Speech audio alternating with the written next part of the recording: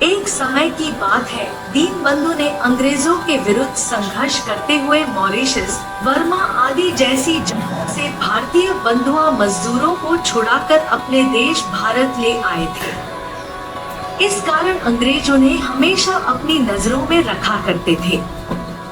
उन्होंने अंग्रेजी हुकूमत को चुनौती दी थी। अंग्रेजी जासूसी विभाग सदैव उनके क्रियाकलापों पर नजर रखा करती थी। एक दिन अंग्रेजों ने जासूसी के इरादे से अपने एक जासूस को उनके घर भेजा। उस जासूस ने चित्तरंजन दास के घर पहुंचकर आपसी भाईचारे के तहत बात की। स्वामी विवेकानंद जी की कहानियां, महात्मा गांधी की कहानियां। देशबंधु भी भलीभांति उसकी मंशा को जान रहे थे। घड़ी में जैसे ही 8 बजा दीनबंधु उठ खड़े हुए। उन्होंने कहा, श्रीमान अब मैं चलता हूँ, मेरी प्रार्थना का समय हो गया है। जासूस ने उनके साथ चलने की इच्छा जाहिर की। देशबंधु मान गए और उन्हें अपने मंदिर लेकर गए। अंग्रेजी जासूस ने इससे पूर्व मंदिर नहीं देखा था।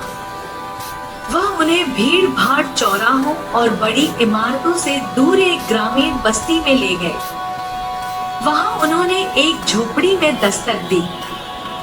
जासूस भीतर मन से भयभीत था, किंतु वह निश्चित भी था कि दीनबंधु उनके साथ कुछ गलत नहीं करेंगे। वह झोपड़ी में दाखिल हुए। वहां एक बुजुर्ग हाथों में पंखा लिए एक लड़के को हाँक रहा था, जो खाट पर निढाल अवस्था में पड़ा था।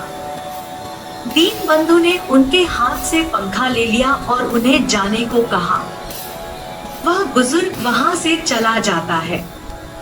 दीनबंधु उस जासूस से कहते हैं, यही मेरा मंदिर है।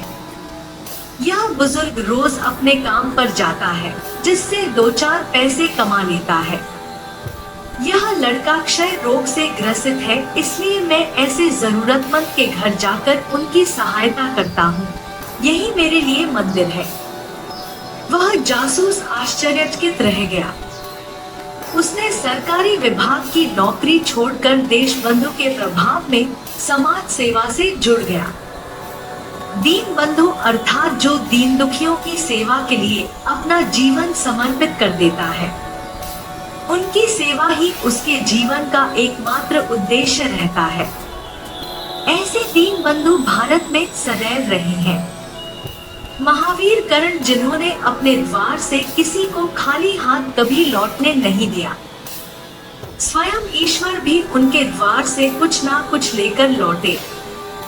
ऐसे भारत देश में दीनबंधु की कमी नहीं है, जिन्होंने समाज के लिए अपना सर्वस्व न्योछावर कर दिया। समाज की सेवा, दीन दुखियों की सेवा के लिए उन्होंने अपने जीवन का सर्वस्व न्योछावर कर दिया, वह भी बिना किसी स्वार्थ के। ऐसे दीनबंधु भारत के अलावा कहीं और देखने को नहीं मिलते। यह मनुष्य के रूप में साक्षात ईश्वर होते हैं, जो केवल मानवता के कल्याण के लिए अवतरित होते हैं। आशा है उपरोक्त कहानी आपको पसंद आई हो। अपने विचार, सुझाव, राय आदि के लिए कमेंट बॉक्स में लिखें।